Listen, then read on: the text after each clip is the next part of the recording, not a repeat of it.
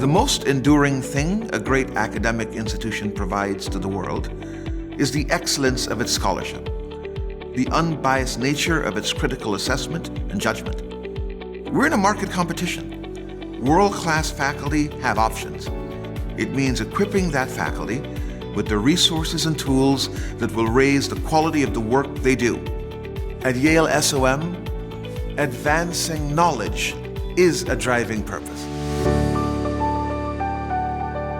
We take research and scholarship very, very seriously, and it gets reflected in our teaching, right?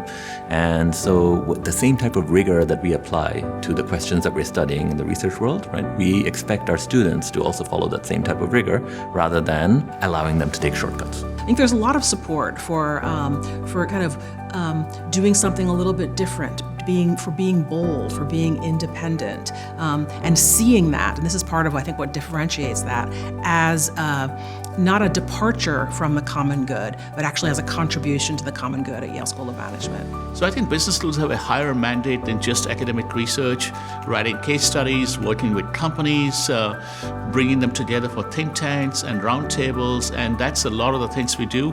And students benefit from all that because they get to see all this in practice.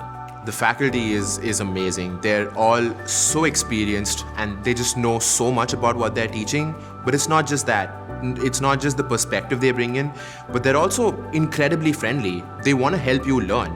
Even if we're talking about, finance or something that you wouldn't think there's that kind of and society bit to it, I love the way the professors always find a way to kind of tie it back in to that core mission.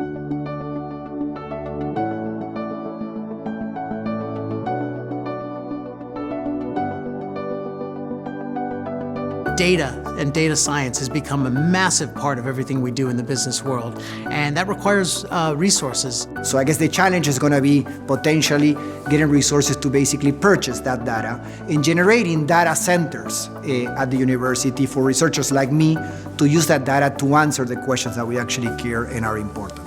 When you were teaching in business schools in the 70s or the 80s, you didn't have to change stuff all that much. You didn't have to hire cutting-edge new people because things weren't that different year to year. But now they are.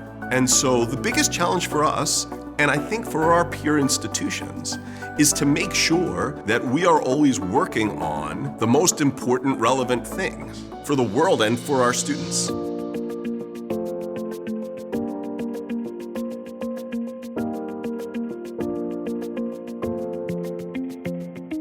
I think it's really important to emphasize faculty research, that they have the resources they need and the time they need and the support they need to really focus on their areas of expertise. In order to be one of the best business schools in the world, you have to have one of the best faculties in the world. We have to attract and retain high-quality faculty. I think we're doing that.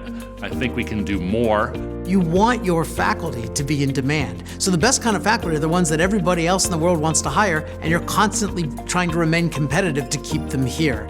At the end of the day, success begets success, right? And it becomes almost like a virtuous circle. So that's why it's really important to feed all the various components of the school to continue to perpetuate excellence.